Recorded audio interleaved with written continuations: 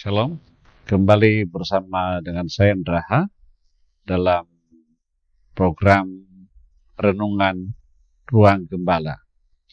Sebagaimana video saya sebelumnya tentang jemaat yang ada di Asia Kecil, maka saya uraikan kali ini satu persatu. Saya mulai dari jemaat yang di Efesus, supaya hal ini dapat menjadi suatu pencerahan dan memahami gambaran jemaat yang kita layani atau jemaat di mana kita beribadah. Nah, saudara, dalam kitab Wahyu pasal 2, jemaat di Efesus menjadi yang pertama menerima pesan langsung dari Tuhan Yesus melalui penglihatan kepada Rasul Yohanes. Jemaat ini merupakan komunitas Kristen yang kuat secara doktrin dan aktif dalam pelayanan. Mereka dikenal karena ketekunan, keberanian menghadapi pengajaran sesat, serta semangat dalam pekerjaan rohani. Namun, di balik kesetiaan dan semangat itu, Tuhan menyingkapkan satu hal penting yang telah hilang, yaitu kasih yang semula. Teguran ini sangat relevan bagi kita hari ini, ketika pelayanan dan aktivitas rohani kita menjadi rutinitas yang kehilangan makna jika tidak disertai kasih yang murni kepada Kristus. Pesan kepada jemaat di Efesus adalah ajakan untuk merenung dan kembali kepada dasar iman yang sejati. Kasih yang menggerakkan segalanya. Melalui perenungan ini, kita diajak untuk mengevaluasi kehidupan rohani kita. Apakah kita masih hidup dalam kasih yang pertama, ataukah kita hanya berjalan dalam formalitas iman saja? Nah, saudaraku, di dalam nama Yesus, tentunya ada beberapa hal yang ingin kita pelajari terlebih dahulu. Saya mulai mengupasnya bagaimana sih sebenarnya jemaat yang di Efesus. Yaitu ajakan ini adalah saya berikan satu judul, kembali ke kasih yang semula. Dalam Wahyu pasal 2 ayat 1-7 berkata, "Demikian aku mencela engkau karena engkau telah meninggalkan kasihmu yang semula." Ini saya kutip dalam Wahyu pasal 2 ayat 4. Nah, kita harus belajar dulu bagaimana sih itu kota Efesus. Kota Efesus adalah kota Yunani kuno yang kini reruntuhannya berada di wilayah Selçuk, provinsi Izmir di Turki, dan merupakan situs arkeologi yang dilindungi UNESCO. Kota ini dulunya merupakan pusat perdagangan dan kebudayaan Yunani, dan sekarang menjadi daya tarik pariwisata yang populer. Rasul Paulus berperan besar dalam menyebarkan ajaran Kristen di Efesus, yang pada akhirnya membentuk jemaat Efesus. Di dalam kitab Wahyu, dalam perjanjian baru, menyebut Efesus sebagai salah satu dari 7 jemaat di Asia Kecil. Selain itu, tradisi Kristen menganggap bahwa Rasul Yohanes dan Maria, ibu Yesus, pernah tinggal di Efesus. Saudara, pada tahun 431, Konsili Efesus diadakan di kota ini untuk memutuskan doktrin Kristen mengenai Yesus dan Maria. Konsili ini sangat penting dalam sejarah teologi Kristen karena menegaskan Maria sebagai Theotokos. Jemaat Efesus adalah salah satu jemaat yang paling dikenal dalam perjanjian baru. Mereka hidup di tengah kota besar dan penuh tantangan. Namun mereka dikenal setia dan kuat dalam pengajaran serta pelayanan. Bahkan Tuhan Yesus sendiri dalam surat yang disampaikan melalui Rasul Yohanes memuji mereka karena kerja keras, ketekunan, dan ketegasan terhadap ajaran sesat. Namun di balik semua kehebatan mereka, ada satu hal yang sangat serius yang Tuhan soroti.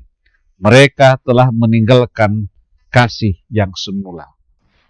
Nah, pertanyaannya, apa itu kasih yang semula?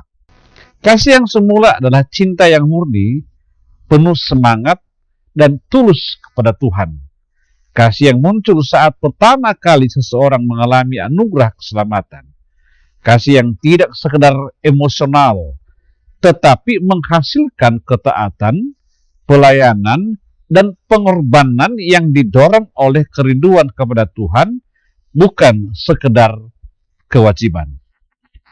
Jemaat Efesus telah menggantikan kasih ini dengan aktivitas. Mereka tetap sibuk untuk Tuhan, tetapi tidak lagi bersama Tuhan. Saudara, apa pelajaran penting dari jemaat Efesus? 1. Aktivitas rohani bukan jaminan kedekatan dengan Tuhan. Seseorang bisa saja aktif dalam pelayanan, mengajar, menyanyi, memimpin doa, bahkan memberitakan Injil, namun hatinya bisa saja jauh daripada kasih yang semula. Kedua, kasih adalah fondasi utama pelayanan. Dalam 1 Korintus pasal 13, mengingatkan bahwa tanpa kasih, semua pelayanan, karunia, bahkan pengorbanan tidak berarti apa-apa. Tuhan lebih peduli dengan motif hati daripada sekedar hasil kerja kita. Yang ketiga, kasih yang murni harus dipelihara. Seperti api dalam tungku, kasih itu harus terus dijaga, tidak padam. Melalui doa, pembakaran firman, keintiman dengan Tuhan, kasih itu bisa tetap hangat dan menyala. Nah, saudaraku, jemaat di Efesus dipuji karena pekerjaan mereka yang tekun, ketekunan mereka dalam menghadapi penderitaan. Mereka tidak dapat sabar terhadap orang jahat. Mereka menguji rasul-rasul palsu dan menemukan bahwa mereka pendusta. Mereka membenci ajaran Nikolaus yang juga dibenci Tuhan. Apa yang diajarkan Nikolaus? Ajaran mereka mirip dengan ajaran Bileam yang menyesatkan orang ke dalam amoralitas dan kejahatan. Mereka mendorong orang untuk memakan persembahan berhala dan melakukan perbuatan cabul. Nah, sekarang ini mengenai jemaat yang di Efesus ditegur Tuhan. Tetapi Yesus menegur mereka karena telah meninggalkan kasih mereka yang semula. Ini berarti mereka masih aktif secara rohani, tetapi kehilangan semangat cinta yang tulus kepada Kristus dan sesama. Kasih yang dulu menjadi motivasi utama mereka. Dari semuanya itu, Tuhan memperingatkan dan mengajak agar jemaat di Efesus itu bertobat. Jemaat di Efesus diminta untuk ingat dari mana mereka telah jatuh, bertobat dan melakukan kembali perbuatan yang semula. Jika tidak, Tuhan akan datang dan memindahkan kaki pelita mereka. Artinya mereka akan kehilangan tempat mereka sebagai jemaat yang menyinarkan terang Kristus. Nah, kita aplikasikan dalam pribadi kita. Ada pertanyaan kepada kita semua. Apakah saya dan saudara masih melayani Tuhan karena kasih? Atau sekedar rutinitas dan kewajiban?